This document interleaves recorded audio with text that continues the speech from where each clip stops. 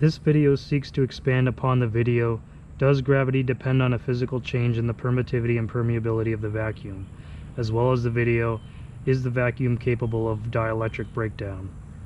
The physical processes which ultimately manifest as permittivity and permeability exhibit finite relaxation times upon external electromagnetic influence. The hypothesis herein is predicated upon the ability of such physical processes, given the conditions/states of the medium in question, to respond to alternating electromagnetic fields, and the rate at which such applied electromagnetic fields alternate. The purpose of the hypothesis herein is to propose physical mechanisms by which the permittivity and permeability of the vacuum could be altered to ultimately generate gravitational fields. For reference, the vacuum herein will be used to mean the low-energy state of the ether, the traditionally perceived, though arguably incorrect, empty space. And ether herein is used as a generalized space-time medium. As well herein, polarizability will be referring to the product of the electric permittivity and the magnetic permeability, recognizing that the distinction between electric and magnetic is an artifact of arbitrary reference choice under relative inertial motion, while also noting that the electric permittivity can be defined as the ability of a material to polarize when subjected to an electrical field, and magnetic permeability defined as the ability of a material to be magnetized, i.e. magnetically polarized, in response to an applied magnetic field. And while the usage of polarizability herein does not depend on the validity of it,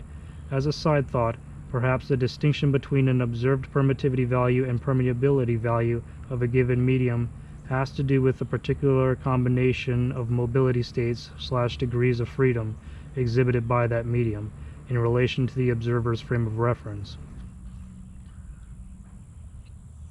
The hypothesis herein is as follows.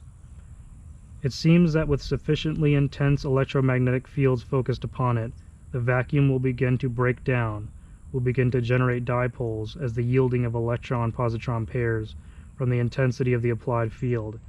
whereby this breakdown of the vacuum into these electron-positron pairs manifests as an increase in polarizability. Potentially, perhaps upon achieving this breakdown limit of the vacuum,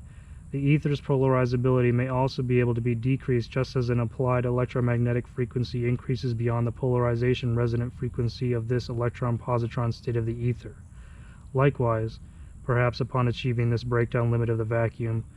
this electron-positron state of the ether can also seemingly be exploited to polarize the ether with such an applied high-intensity, low-frequency electromagnetic field. Based on the hypothesis that the effect of gravitation is a function of the variation in the polarizability value of the ether,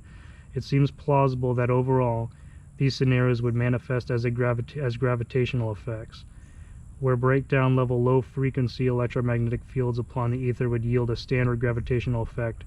and breakdown level high-frequency electromagnetic fields upon the ether would yield an anti-gravitational effect, where high frequency and low frequency are in reference with/relative to the polarization resonant frequency of the breakdown state of the ether.